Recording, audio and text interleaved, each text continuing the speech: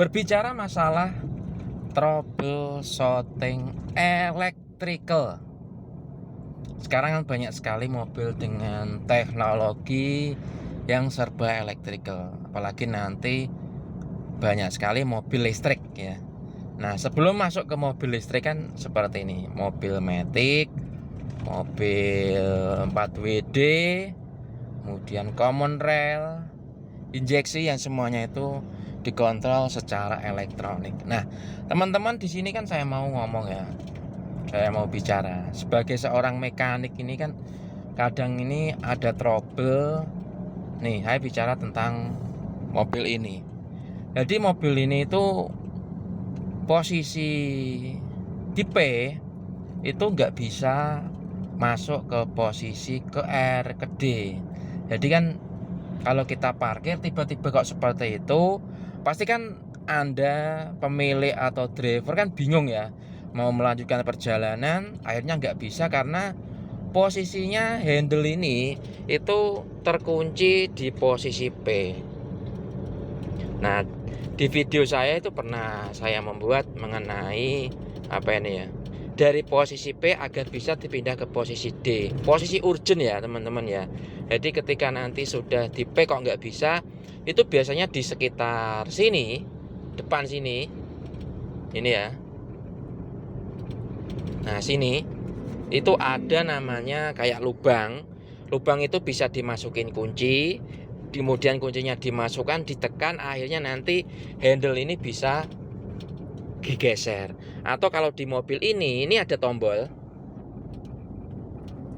pojok kiri, itu ada tombol. Nah, tombol itu bisa Anda tekan, kemudian bisa handlenya ini digeser dari P ke R atau ND.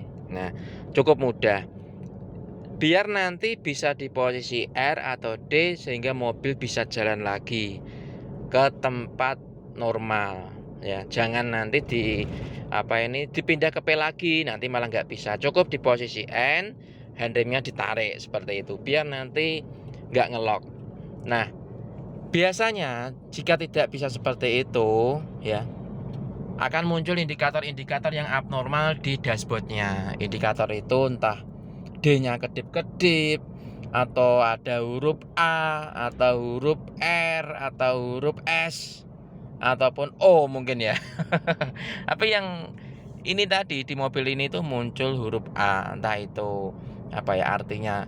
A itu amoh berarti rusak berarti, atau apa nggak tahu. Kalau orang Jawa itu A itu amoh ya, berarti metiknya amoh, rusak, tidak berfungsi dengan baik kayak gitu. Makanya setelah mungkin sampai tempat tujuan, ke rumah saudara, ke tempat penginapan, hotel, ataupun tempat wisata, ya jangan diposisikan P lagi.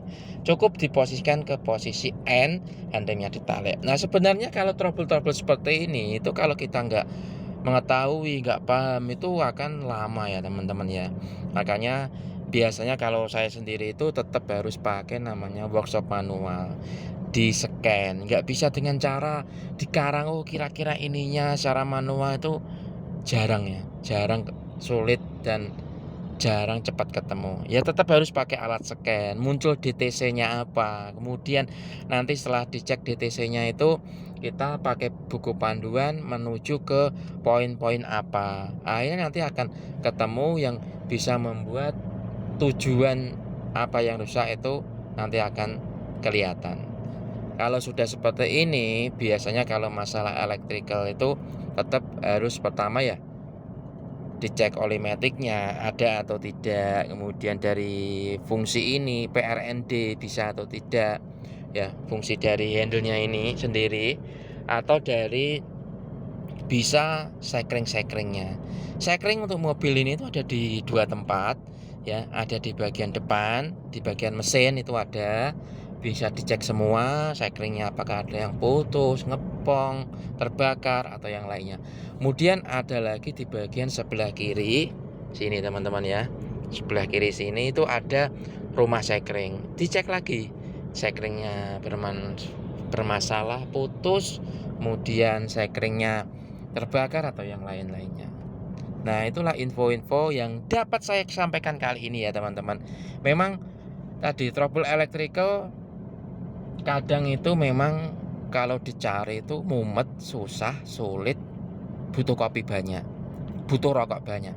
Tapi kalau sudah ketemu biasanya itu walah cuma begini tok, ternyata sekring putus, cuma sekringnya nggak ada karena dari bengkel lain dipasangnya salah tempat bisa jadi, atau relaynya terbakar, relaynya nggak fungsi ya. Hanya masalah sepele, tapi ini loh nyarinya yang butuh beberapa jam, bisa sampai mobil nginep. Nah, kalau seperti itu memang harus butuh waktu, akhirnya ya customer harus maklumi. Kita itu sebagai mekanik memang carinya tenanan, bukan berarti kita mengada-ngada harus dibuat lama, dibuat nginep, nanti narik jasanya banyak. Ya jangan seperti itu, nggak boleh ya.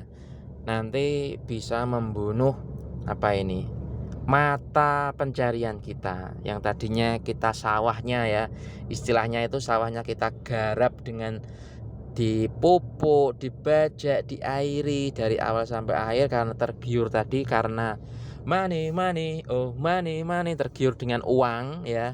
Akhirnya tadi langsung digebuk, harga larang, harga tinggi, akhirnya customer kower-kower, ngomong sana ngomong sini, nggak recommended, mahal dan lain-lain. Akhirnya ya kita sendiri yang nantinya akan menjadi bumerang, bengkel menjadi sepi, income jadi turun, bengkelnya malah nggak payu ya. Jadi itu yang dapat saya sampaikan teman-teman kali ini, semoga bermanfaat.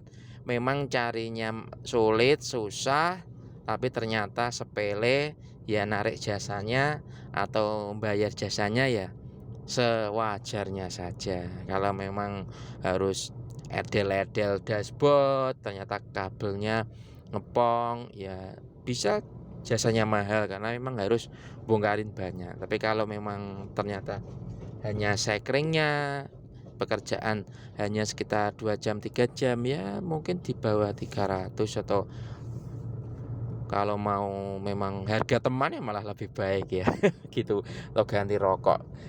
Itu aja teman-teman yang dapat saya sampaikan kali ini. Bersaya sama Mas Edi di dunia otomotif. Salam sehat selalu.